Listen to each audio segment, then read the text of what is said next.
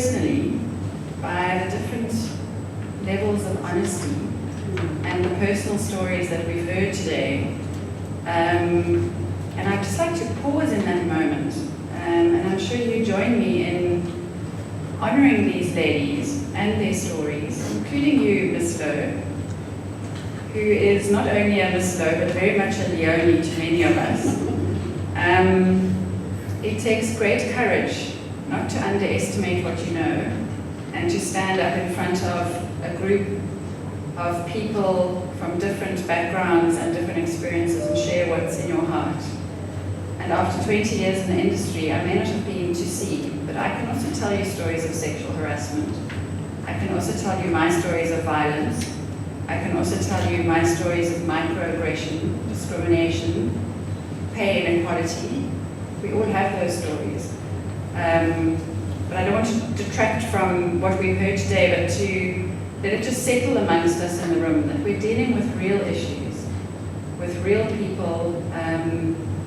I do believe we have real solutions. We at least understand what the challenges are, and that's always a good place to start.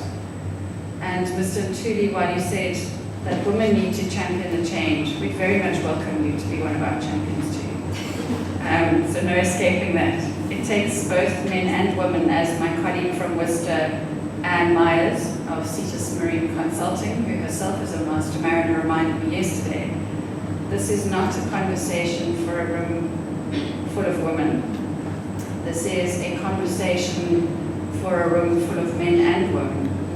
So whilst I would like to see more women in this room, I would very much like to see more men in this room too, because we need you as much as you need us to achieve industry that contributes to the economy to its full potential.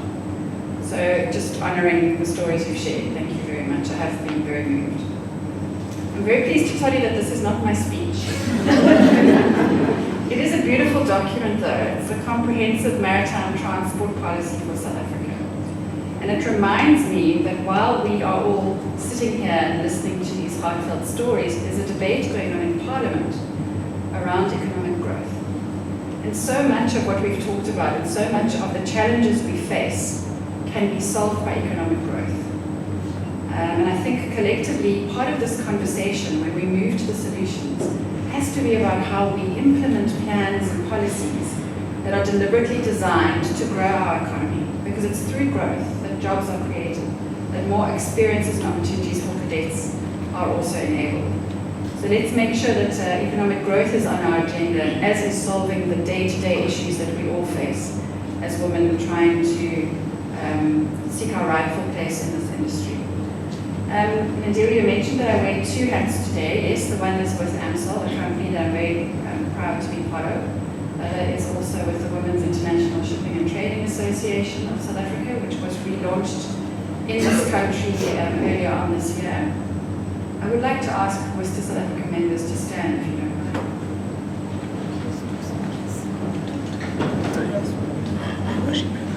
All right. So, Worcester members represent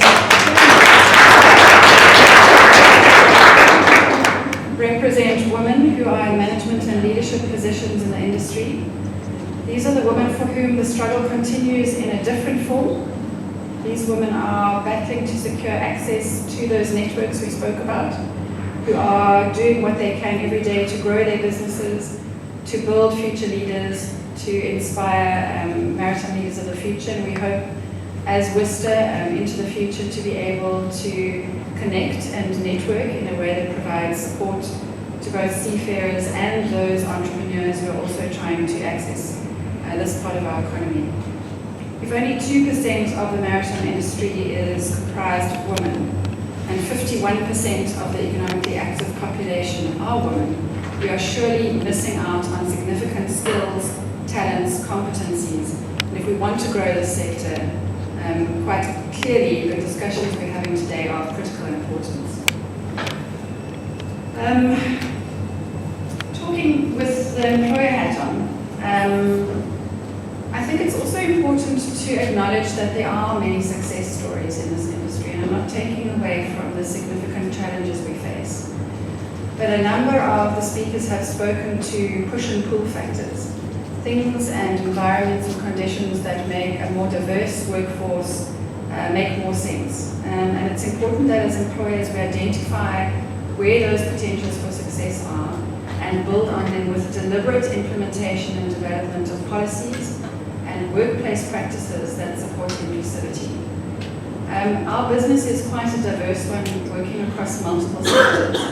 And what we have found over the years as our representation of women in our employee base has increased from 8% to 14% in 3 years, is that different parts of our business are more attractive to women working at sea. And I'd like to give you an example of how deliberate implementation of policies and practices has started to see real results. And the example is in our bunker barge fleet in Richards Bay in Durban. 3 years ago, only 5% of a workforce of 110 were women. A very deliberate talent pipeline was introduced, which has included both an AD training program as well as other initiatives, including recruitment strategy. And as of today, we're pleased to say that 20% of that workforce in only 3 years is comprised of women who are sustainably employed, and of that, 30% are in officer positions. So let's come back to that push-pull conversation. What makes this part of our business very attractive? And it's not the only area of our business that we're obviously recruiting and employing women, but what makes it more attractive is the fact that it is run on a shift system, 4 shifts per vessel, where the workforce is able to, has the flexibility to support work-life balance, where the timeline for progression is significantly shortened by the nature of the work that they do. And this has started to make a huge impact, not only in this part of the business, but ultimately as women who have progressed move into other parts and are seeking greater challenges in their career, move into other parts of the business.